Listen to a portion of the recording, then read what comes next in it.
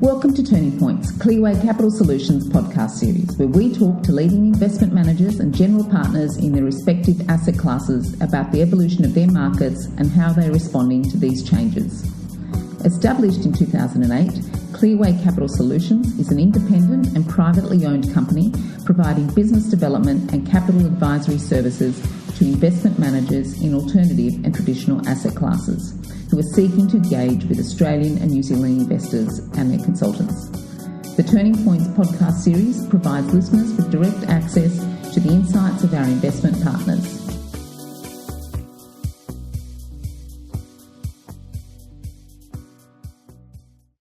Today, we are joined by Ned Oakley, Head of Absolute Returns and Portfolio Manager from Shenkman Capital Management. Shenkman Capital is a specialist manager of non-investment grade credit. They have a 37-plus year history in credit investing and a process that is focused on their in-house proprietary credit research and the avoidance of defaults across their portfolios. Shenkman Capital has a very substantial client base in Australia. Hi Ned, thank you for joining us today on the Turning Points podcast. Could you provide some historical background on Shenkman Capital Management? Hey Cameron, thanks for having me. So Shenkman was started by Mark Shenkman in 1985. It's an independent, privately owned firm that focuses on managing capital in the below investment grade markets. We have $35 billion under management, 143 employees, headquarters in New York, offices in Connecticut, Florida, and London. We manage traditional assets in high yield loans, short duration and converts, and alternative assets in structured credit, multi-asset credit, and absolute return strategies.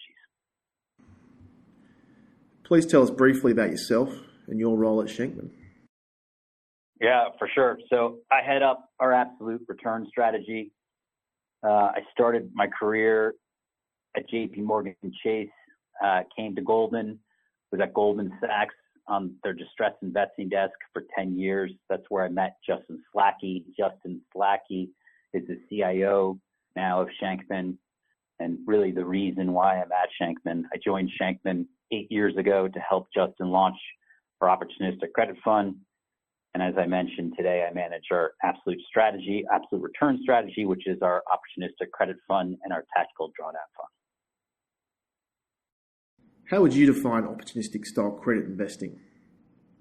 How does it offer a different return and risk profile versus traditional high yield and US private credit?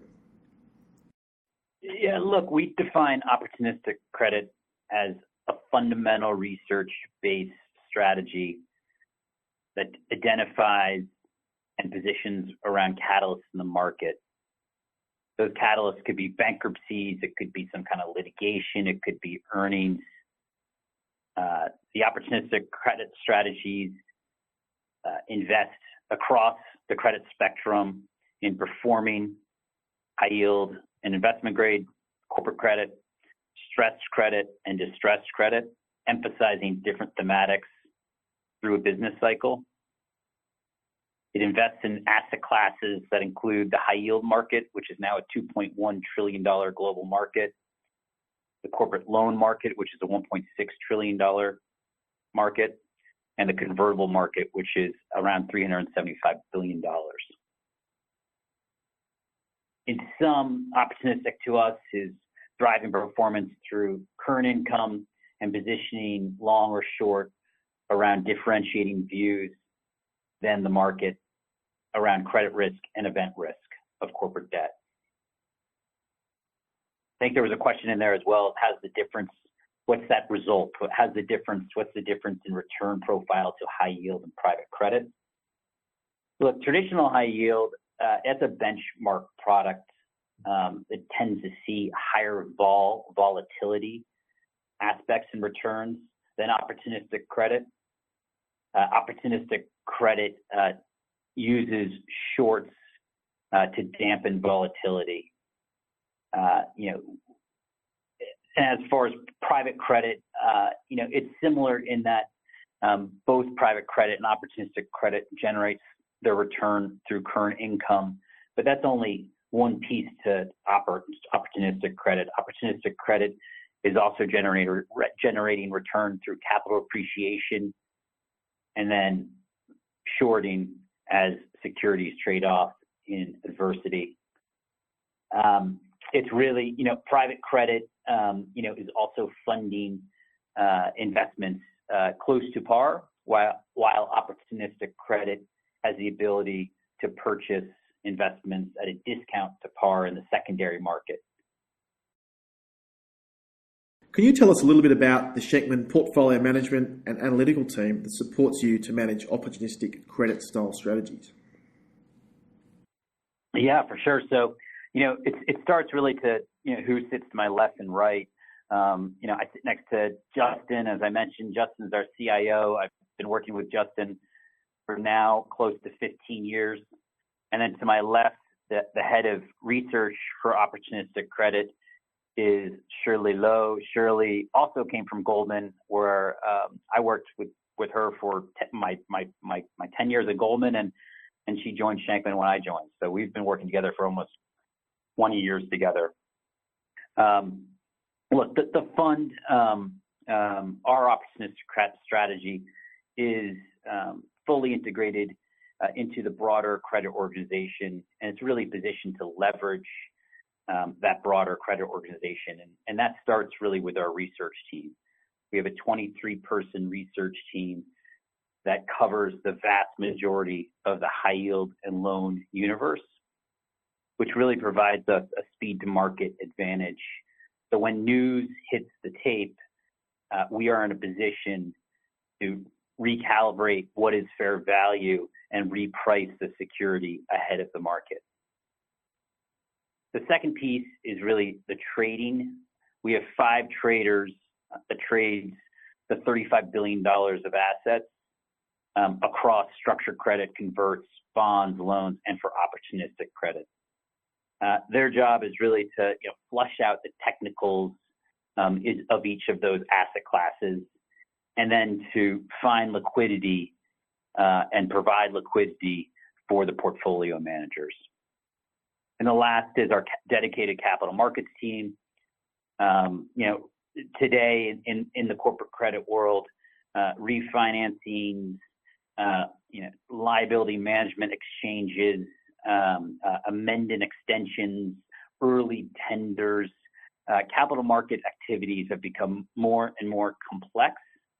And so you really need a dedicated team who's speaking to the sell side, speaking to the broker dealers, speaking to the capital markets teams at financial sponsors on a daily basis to be able to really analyze that kind of process risk that comes now along with investing through in securities and loans that are active in the capital markets. And so, look, on the research side, they're really providing the fundamental piece to our strategy. The trading is providing the liquidity, and our capital markets team is really helping us price out process-oriented risk. Generally, how do you manage the thematic allocations throughout the credit cycle? For sure. So we deploy capital across 6 different thematics, with each thematic being emphasized at a different point in the cycle. And so the weightings of each thematic evolves through a credit cycle. I can give you an idea as to how that works, and you can kind of considering the COVID cycle. In late 2019, the business cycle was at the later stage. The U.S. Fed had cut 3 times. We were really leaning into catalyst-driven trades and short bias trades, outright shorts and capital arb trades that were short biased in nature, with the idea that the economy was slowing down and going into a recession. COVID hit in March of 2020, obviously an unexpected event. And our first step to deploy capital into COVID, we were very fortunate because we had a negative view on the market. Our nets were very low when COVID hit. So we were able to be on the offense and deploy capital into the market drawdown in March. Where we focused was on mispriced default risk. That is our first step in these types of situations. Now, we're not looking for the most complex bankruptcy. We're looking for good names that have become cheap because entire sectors have traded off. The market tends to sell everything in a particular sector if it's facing some kind of pivotal moment, such as COVID. And so travel and leisure is one of those sectors where the entire sector traded off. We were able to deploy capital through investment grade securities that had exposure to travel and leisure, creating some really interesting risk reward profiles.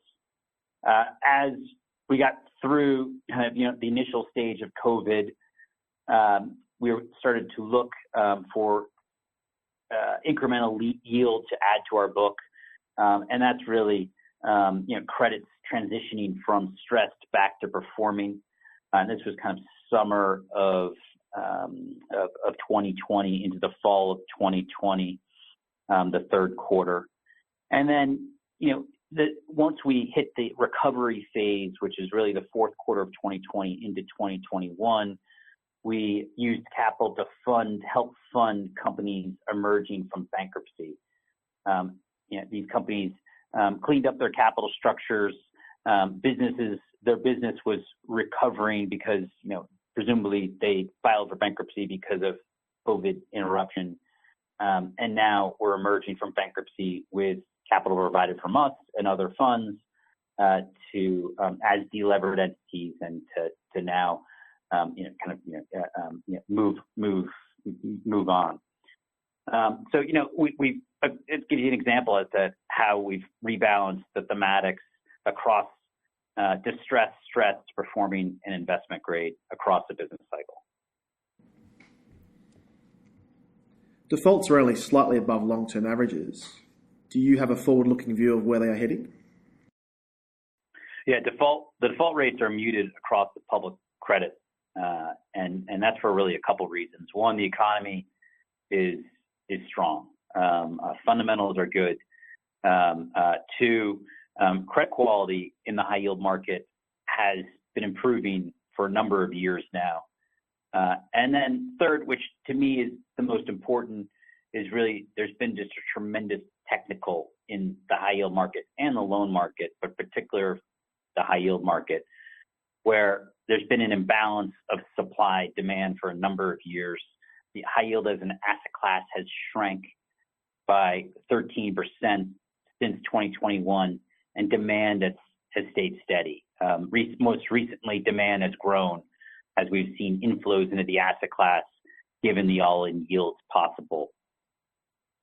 And so capital markets have remained open on the public side, and then on the private side, there's a lot of capital that's been ready to be deployed, and that all results in low default rates, strong economy, higher quality credit, and a technical with money being ready to be deployed. In particular, on the private side, the private capital is ready to be deployed into complex transactions that really enable stressed companies to extend runway. A lot of this capital has been called capital solutions capital. For default rates to increase, we think we really need to see excess leverage to enter into the market. You need to see kind of M&A activity pick back up, LBOs pick back up, companies, strategics, buying things that don't make sense, and levering those purchases for default rates to really move meaningfully higher from here. How would you respond to investors who believe spreads are tight? Yeah, they're exceptionally tight. Spreads, if you look at high yield now, 75% of high yield trades inside of 300. Only 3% of high yield trades over 1,000. Credit is a negatively convex model. It really sets up really well for long, short opportunistic credit funds, as the high base rate, the risk-free rate, creates really good carry in today's environment, and tight spreads often lead to big moves down when unexpected adverse news happens. And so it sets up really well to be long and short, where you can be long carry and produce really reasonable current income in your book, and then position the book to be short, positioning for the unexpected to happen to levered capital structures. How will the expected decline in interest rates impact the opportunity set and opportunistic credit portfolios? Yeah, look, I mean, we expect the curve to normalize to upward sloping and not entirely shift down. We think that the short end will continue to move in and the long end will move less so. And so you'll have a steeper curve, but not necessarily a material shift down. The Fed is cutting right now. These are more adjustment cuts. The economy is exceptionally strong. And so we think that the rate environment will remain elevated. We think that that will set up for a challenging environment for more structures, capital structures that were set in a lower rate environment. Think capital structures that were set between 2019 and 2021 that were levered up by financial sponsors that aren't producing much cash flow today, if any at all, and need to reset their capital structures in this as maturities come due at higher rates. It sets up for some really interesting opportunities and potential dispersion between levered capital structures and less levered capital structures. Speaking to your analytical research team, what are they gleaning from talking to companies about the current operating environment? Yeah, I mean, the first, what we've been saying for some time now is, we haven't seen a recession. We didn't think the Fed was going to aggressively cut as much as the market had anticipated just a month ago, because the economy is too strong. Speaking with the management teams of our portfolio companies of where we have investments, at worst, demand is sideways in global cyclicals. But generally, the businesses we're doing fine. We also, have heard from management teams, that they're more open to M&A. They're definitely more open to capital solutions to fund that M&A, or if they're a stressed company, capital solutions to raise incremental liquidity, i.e. through LME. And that's, public companies and sponsor-backed companies. And then, just in general, I think that M&A, while, we're hearing, sponsors being more open to it, I think that in general, we'll see that pick up next year in 2025. I think it's going to be relatively quiet for the next few weeks ahead of the U.S. elections, and then you get into the holidays. And so I anticipate the remainder of this year from an M&A and a corporate kind of strategy perspective to be fairly quiet and pick back up in the new year. How do you think about distinguishing Shenkman's opportunistic credit strategy in a market where capital continues to transition from liquid markets to private markets? Look, for Shenkman, we think it's important to be relevant to companies' financial needs in all markets. And how we think about kind of private credit versus the public markets, we think that they're interchangeable. We think that sponsors kind of, think about, what's the lowest rate what's the loosest covenants that I can achieve in either market. Private credit differentiates itself by the number in a syndicate. Maybe the sponsor wants 1 to 2 lenders rather than a full syndicate of lenders. Private credit at the margin can provide some more flexible capital solutions, such as maybe as a delayed draw term loan, are always tricky to fund through the public markets. But otherwise, they're fairly interchangeable. And we've seen that. There's been plenty of capital structures that we've been involved in that have both private credit and public credit funding their capital structures. We've been refinanced by private credit out of public loans, syndicated loans or bonds, and then we've also bought loans of syndicated loans that were previously private credit. I think for us, it's really just staying relevant, and relevancy, is based on reputation and being available to sponsors, to companies, to price and provide funding in all business cycles. With respect to global private credit or performing credit, what can an opportunistic style of credit investing contribute to a multi-asset portfolio? Yeah, look, opportunistic credit to us can enhance returns while dampening volatility.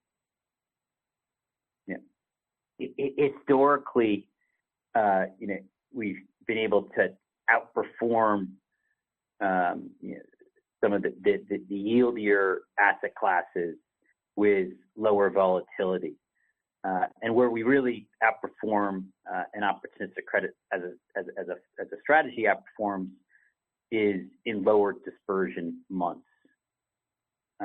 If you kind of think about, let's just take an example, 2021, that year was all about COVID recovery. That year was all about owning as much beta, as much triple C risk as you possibly could. In today's tight spread environment, with a strong macro backdrop, you really need to manufacture performance through taking idiosyncratic risk. And so we think that we're really setting up for lower dispersion in an environment where current income will be solid given the high base rate, but to do better and more than current income, you really need to position long and short in the market by finding mispriced idiosyncratic risk. We think we're set up well to do that. Ned, thank you for joining. Do you have any final thoughts or themes you'd like to leave our listeners with? Yeah, Cameron, thanks so much for having me.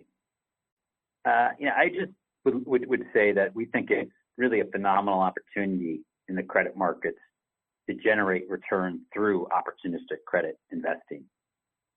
Between current income and the high likelihood that we're going to see an increase in idiosyncratic credit risk into 2025 through M&A and capital market activity, we're thrilled about the opportunity set over the next 12 to 18